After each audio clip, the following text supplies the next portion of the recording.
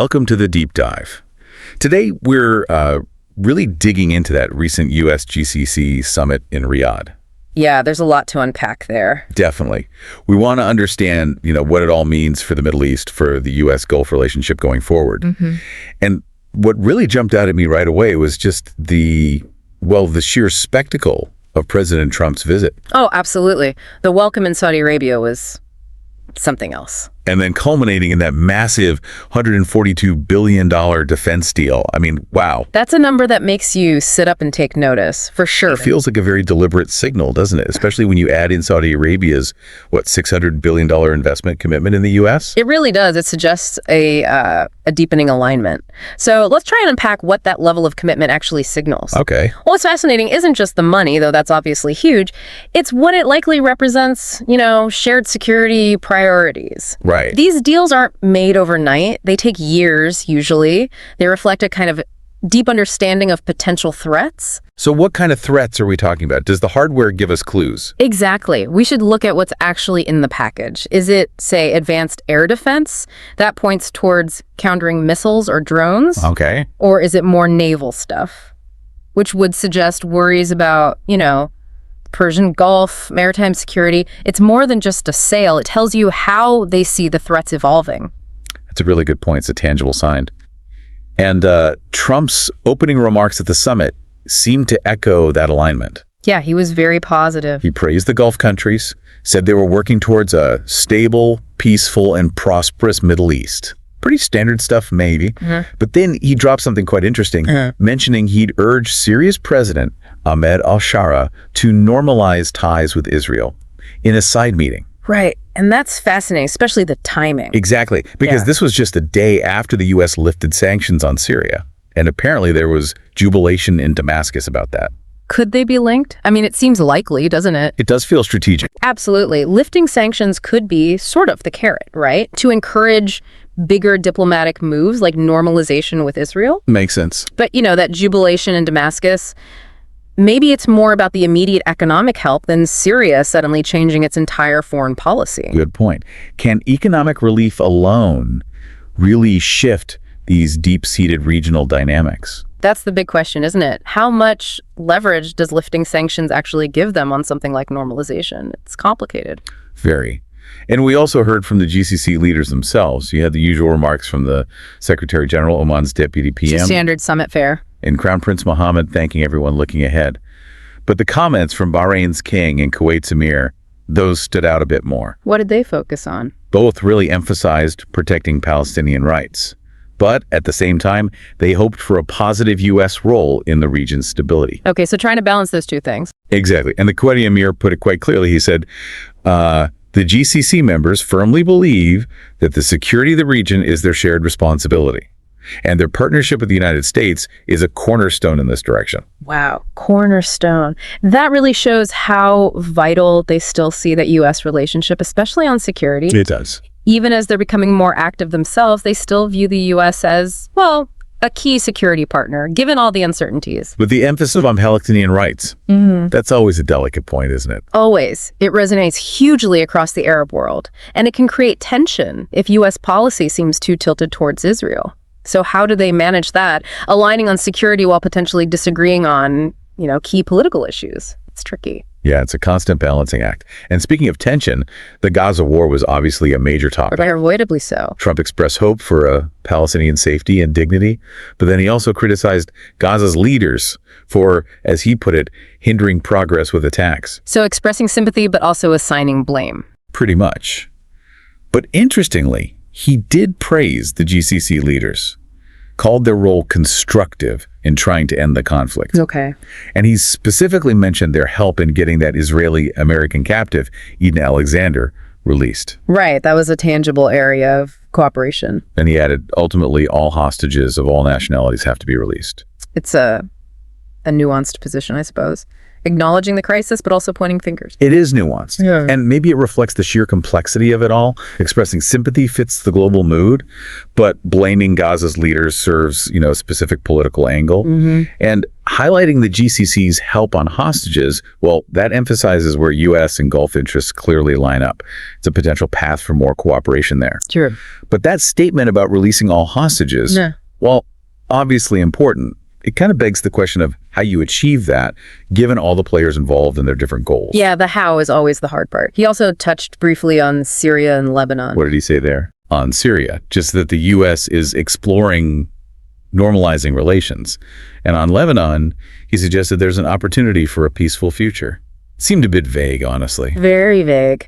Exploring normalization with Syria. That hints at a possible policy shift, maybe, but it's a long way from actually doing it. Right.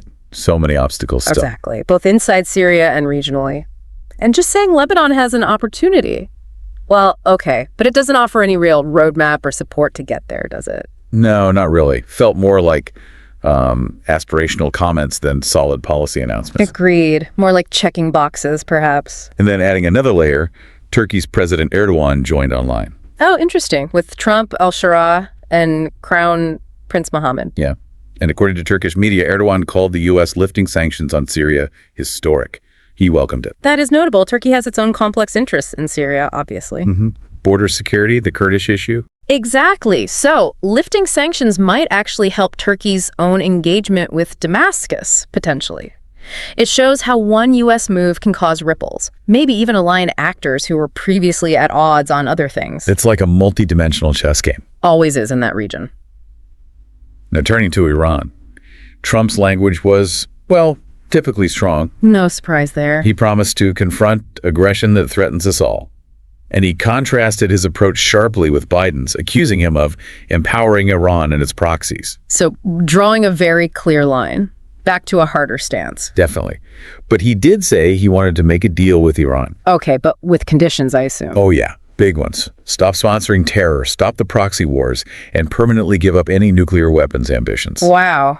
That's a very high bar for starting talks, let alone reaching a deal. It seems incredibly high. It's certainly a return to that maximum pressure idea, prioritizing containment and dismantling Iran's capabilities before any real diplomacy. Which the GCC states probably like. Many of them likely welcome that hard line, yes. They see Iran as the main source of instability. But does setting the bar that high actually make a deal less likely? Could it reduce the chance for dialogue? That's the risk, isn't it? Does it make talks impossible from the start? It remains to be seen. Meanwhile, Crown Prince Mohammed also gave an address. He praised the U.S.-Gulf relationship, hoped it would grow stronger. Standard diplomatic language, but important nonetheless. But he also really focused on ending the Gaza war.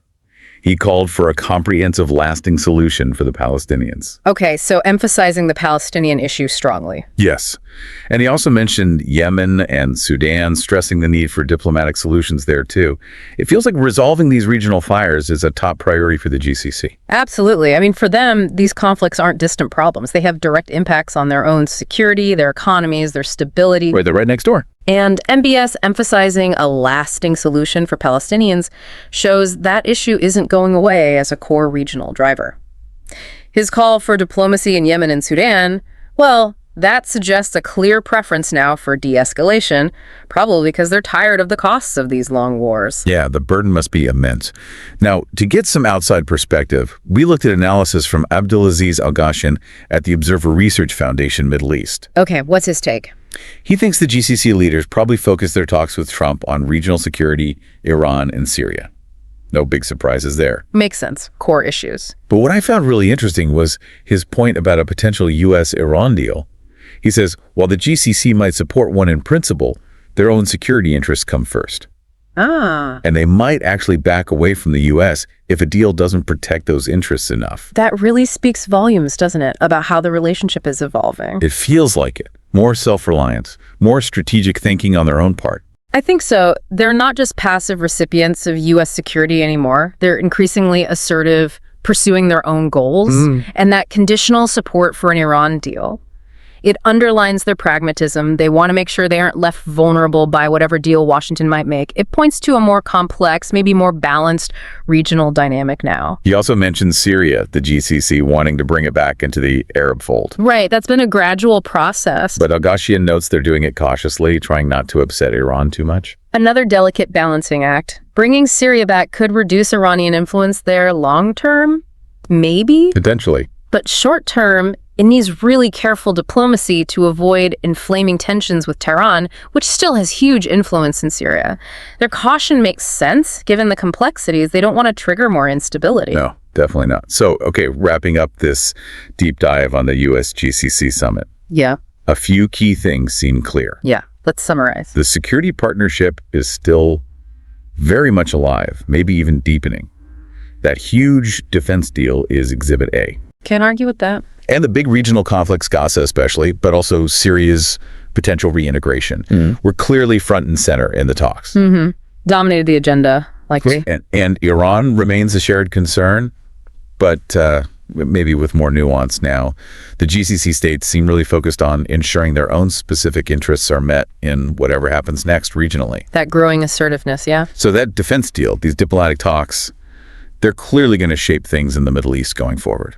No doubt about it. And as you, listening, think about everything we've discussed, the security deals, the conflict talks, the different views on Iran, it really makes you ask a crucial question. What's that?